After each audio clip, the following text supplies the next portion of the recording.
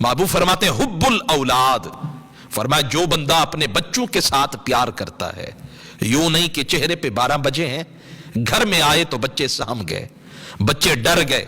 सहम कर वो कोने में दुबक गए, बाप के सामने आए तो सांस वो भी बड़ी मुश्किल से आ रही है, बच्चे डर जाते हैं माँ बाप से। महबूब कायनात सल्लल्लाहु अलैहि वसल्लम फरमाते हैं जिस नबी का तुम कलमा पढ़ते हो वो तुम्हारी तरबियत यूं करते हैं, हुब्बुल औलाद, अपनी औलाद से मोहब्बत करो। और ये औलाद से जो मोहब्बत करने का ये अमल है ना, ये कब्र में भी फायदा देगा, हशर के अंदर भी फायदा देगा। फरमाया जब तुम कब्र में जाओगे ना तो तुम्हारे और जहन्नम की आग के दरमियान ये औलाद की मोहब्बत रुकावट बन जाएगी, तुम्हारा दिफा करेगी। तुम्हें अगर जहन्नम की आग जलाने के लिए आगे बढ़ेगी ना तो फिर ये मोहब्बत औलाद अगर अल्लाह की रजा के लिए हो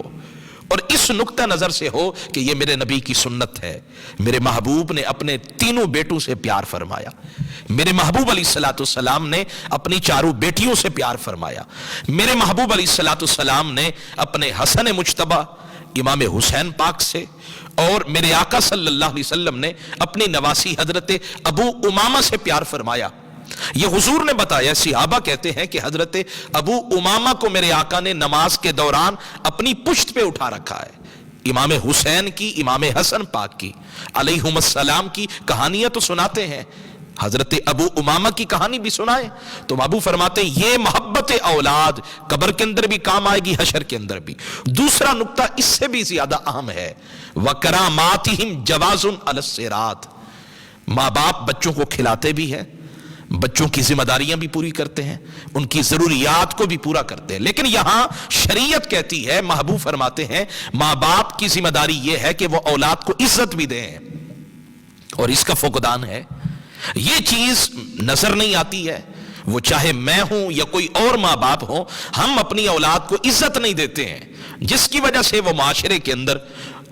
कॉन्फिडेंस, वो इज्जत और वो एहतराम और वो एतमाद के साथ खड़ा नहीं हो पाता। यानी अगर बच्चे से गलती हो गई तो अब माँ बाप की जिम्मेदारी है कि बजाय इसके कि वो सबके सामने उसको शर्मिंदा करें, उसको रुसवा करें, उसको तन्हाई में बिठाकर उसको मारना है मारें, सजा देनी है दें,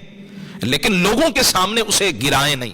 लोगों के सामने उसकी तहकीर करेंगे तो उसमें बगावत के जज्बात जन्म लेंगे, वो तुम्हारे खिलाफ बगावत के जब जज्बात जन्म लेंगे तो वो बच्चा तुम्हारी बात कभी दिल से तस्लीम नहीं करेगा। तो रहमत कायनात ने कितने हसीन अंदाज में उम्मत के माँ बाप की तरबियत फरमाई। फरमाया वकरामातिहिम जवाजुन अलस्सिरात, खिलौने भी खरीद करके दिए, बच्चे को कपड़े भी खरीद करके दिए, उसके स्कूल की फीसें भी अदा की है, सारी जिम्मेदारियां अदा करते हुए एक बात भूल गए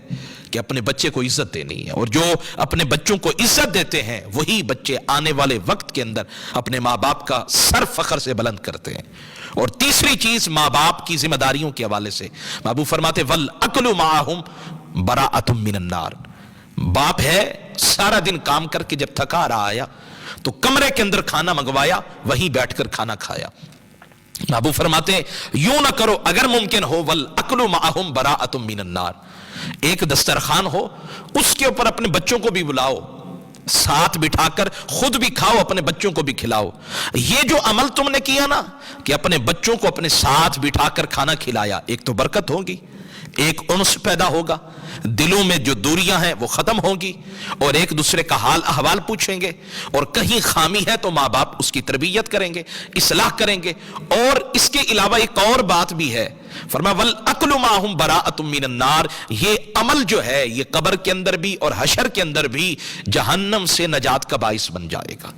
तो ये तीन बातें जो हुजूर ने बयान की हैं, मेरे ख्याल में मुझ समेत अगर मुआशरे के माँ बाप अगर इन पर अमल कर लें तो मेरे ख्याल में हम अपनी औलाद की बेहतर से बेहतर तरबियत कर सकते हैं।